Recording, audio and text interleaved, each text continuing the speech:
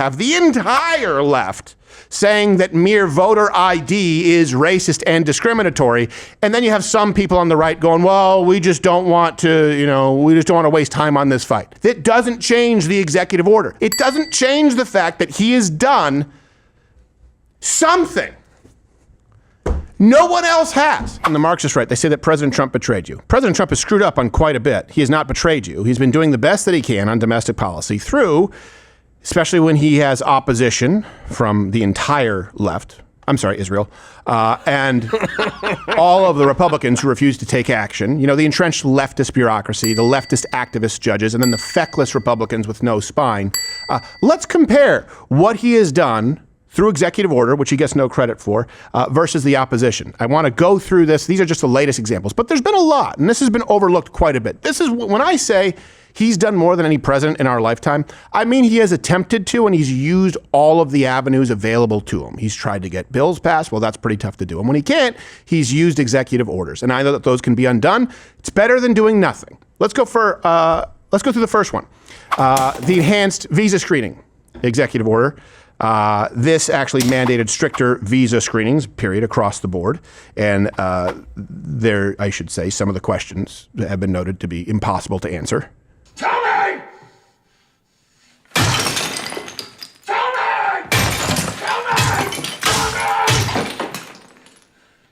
Where's my daughter? Where's my daughter? Yeah, I mean, I don't know how to answer that. Yeah, I don't know you, dude. I want to go to school here. At very least, seems unprofessional. Okay. So let me give you some of the results here, and then I'll show you the opposition and all the references, links in the description as we do every single show. Please check out the sources. Call me on anything where I'm wrong. Result number one, we just had a new report that foreign student visas are down significantly, 2025. Indian student visas down 62%. Chinese student visas are down 34%. Indian students who aspire to study in the United States saw a deep decline in the visa during the admission season to U.S. universities. New data showed the drop was far steeper than the decline recorded among Chinese students. Now, according to an analysis by the U.S.-based Center for this guy is struggling. American consulates issued just 22,149 F1 student visas to Indian nationals between May and August 2025. It is down to 62% from the 58,694 visas. This guy was going to be your doctor. And boom goes the dynamite. That is the way the cookie crumbled. I need to go poop in the ground. Here's the second result from this. We were doing like news sign-offs. That was just sign off. Here's result number two from Trump's enhanced screening for visas. 175,000 visas have been stripped for criminal activity.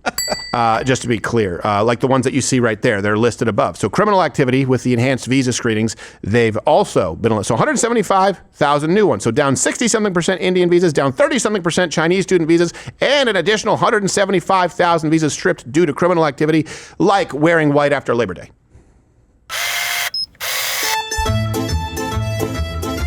I don't even know what that is. He's in a popa. He's from Chicago. Okay. He's a going.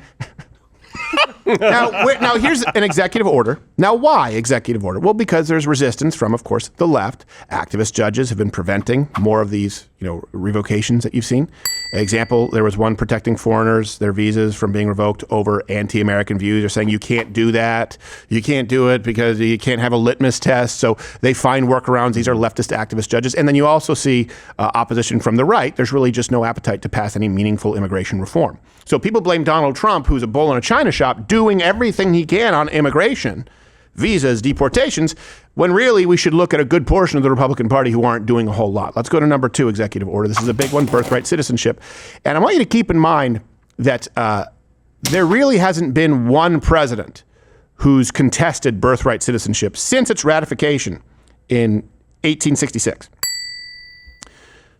Since then, President Trump, the first person to try and do anything about it. And I know you're going to say, well, the Supreme Court, despite the Supreme Court In their decision, he signed 2 additional executive orders last week, specifically addressing things like birthright citizenship, birth tourism.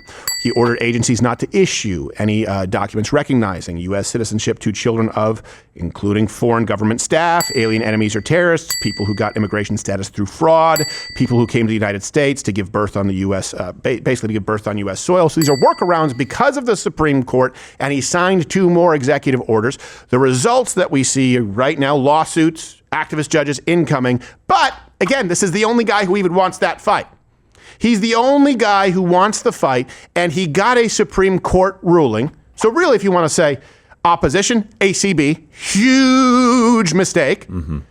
But there is value in shifting the Overton window too. This hasn't even been discussed until President Trump. It keeps it in the public eye. It normalizes people having objections to the interpretation of birthright citizenship, just like it normalized people saying, even on the left, we need to close the border. At one point in time, that was seen as racist. And the resistance, of course, is the entire left, all of these activist judges. And then on the right, Amy Coney Barrett, she just believes that every single invader, their baby gets citizenship because something soil. That doesn't change the executive order. And even after the ruling, let me issue 2 more. Wait till I get a load of me. He's going. He doesn't get credit because not everything is accomplished. Let me give you some other examples. Stricter H-1B rules. That's number 3. Right, the executive order was September 2025. He made a proclamation, H-1B's $100,000 annual fee for H-1B applicants outside of the United States. What do we see? We see them down unbelievably. Outside of the United States, overseas H-1B's applications, they're down 87%. 87%. He can't do anything about the H-1Bs already here. That would require an act of Congress. He can deal with new people coming in because it's an issue of national security. Boom, executive order, 87% reduction. Where do you see the opposition? Well, of course, you see it from leftist activist judges. You had a judge in June this year pause the $100,000 fee for H-1Bs. Go figure. A judge saying you can't charge for the H-1B, even though you already do charge, by the way. The whole point is it's not supposed to be cost-free. But he said, you know what? If they're paying the best and the brightest and not just replacing American labor with cheaper people coming from a degree mill, it'd be okay for them to pay $100,000 a year. Judge said no. Doesn't change the executive order and its reduction of these by 87%. Let's go to another one. Number 4, student loans. The executive order this June. Basically, the government is no longer going to provide loans for useless degrees. Gender studies, gone.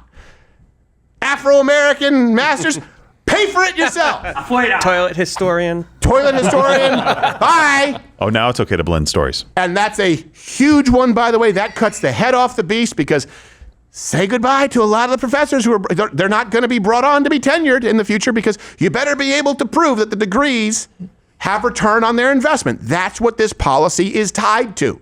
We don't know the result yet because the policy really only started in July, but we're going to see it. And where do you see the resistance? Of course, from the left, 100%. The activist district court judge out there, you have it there from the AP, I forget the name, issued some kind of injunction pausing the policy, which, by the way, when people say he's a dictator, judges should not have this much power over our national government. No. Let's look at another executive order. This is number 5, Title IX. Gender school funding. It wasn't just that he declared there were only 2 genders and is the only president who is willing to do anything about that ever, by the way, and that was a major issue. But it actually specifically affects school funding. It federally defunded any gender ideology teaching K through 12 public schools. It defunded any universities permitting biological men in women's sports. Changed everything. What was the result? Well, schools and sports organizations like the NCAA, they had to backtrack on gender ideology, and now we have clear guidelines. That's why it's moved on to the pros at the WNBA. Let them have it. Where do you see resistance on this? Where do you see the opposition? Of course, from the left, lawsuit after lawsuit, trying to pause a policy. In this case, Supreme Court rightfully ruled that he could do that because men are men and women are women. Yeah. But just to be clear, it's important to go, what has he done? Okay, let's just look at the executive orders and let's look at the people saying, stop, we don't want it. Because a lot of those people are making appearances on these shows. Tucker, Candace, right? The Hunter Bidens of the world. They're the people who oppose this. Let's look at another one, energy. This is huge.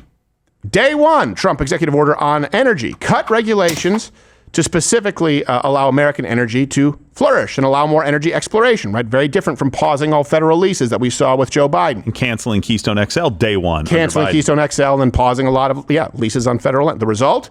Record oil and natural gas production. For the first time, at least I believe in our lifetime, or at least certainly decades, the United States is a net energy exporter. Hey, that's a big one. I know people say, but gas prices at Iran. Okay. That doesn't undo these other things. This is the exact opposite of Hunter's dad, making sure that we could not produce our own energy. And what happens when that's the case? Well, you're far more reliant on foreign sources of energy. How's that good for the American people? And of course, the opposition was the left, all of these lawsuits challenging these grants, right? Everything trying to say, he doesn't have the right to do that. It's bad for the environment. There's a turtle. Number 7, tariffs. The executive orders. All the tariffs that you guys remember based on emergency powers. What was the result? We saw $260 something billion? There you go, bring it up. $260 something billion collected in tariffs. Right, when everyone said this wouldn't work, and I'm going, oh my gosh, this actually might work. Why? Because it was used as a bargaining tool to get other people, other nations to stop taking advantage of us. Where was the opposition facing Donald Trump fighting on behalf of the American people? Well, you saw this from the right, with the Supreme Court. You saw it struck down, the tariff executive order, 6-3 vote, and there was no effort by congressional Republicans to actually try and ratify the tariff. So you have the left opposing it, and you have the right capitulating. But isn't it important to draw the distinction between the guy who signed the executive order and those on the right, those Republicans who did nothing to assist it? Here's one of the most important ones. Let's go to executive order number 8. Again, check all the references. On voting, the executive order March 2026, ensuring that voting is exclusively for American citizens. So what happened? The result? Well, the DOJ sued 29 states and D.C. to produce voter roll data, and they ended up cleaning up their voting rolls.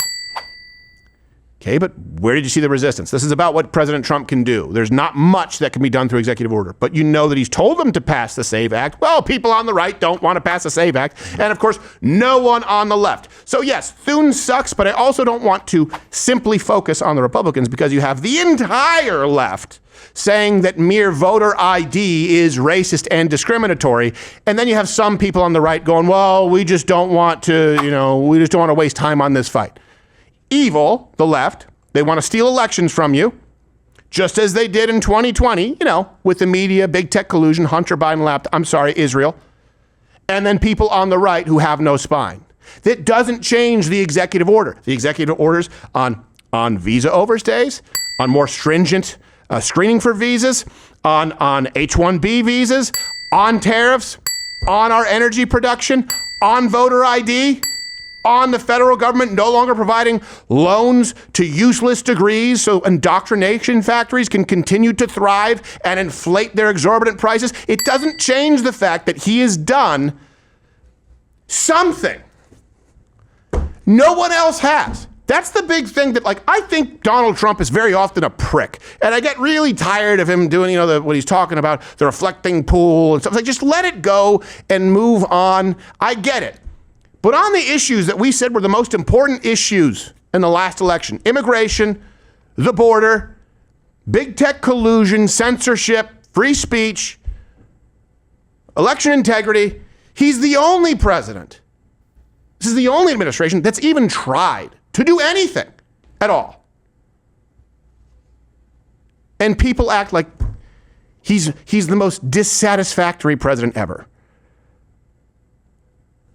Okay, well, if he's the only president, for example, birthright citizenship, late 1800s, if he's the only president to ever even suggest challenging it, and that includes, by the way, going back Reagan, Nixon, go through it, George W. Bush,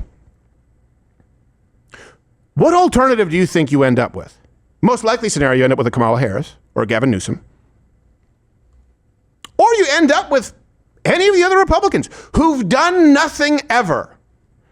We can be dissatisfied and we can be disappointed. Yes, we can't be dishonest. And we can't be uneducated and ignorant because we all have a responsibility to make a case to other people out there that the United States is a country worth defending. How do we do it? Well, as a conservative, you know the answer. But if you're so busy fighting imperfections on the right, when this is the most effective administration that we've seen in our lifetime on the issues that we all said mattered, then we have no hope of a future. And hey, might as well hand it over to the Hunter Bidens of the world, because you know he's champing at the bit and he's ready for a cabinet position that he'll probably smoke in a Newsom presidency. Vagina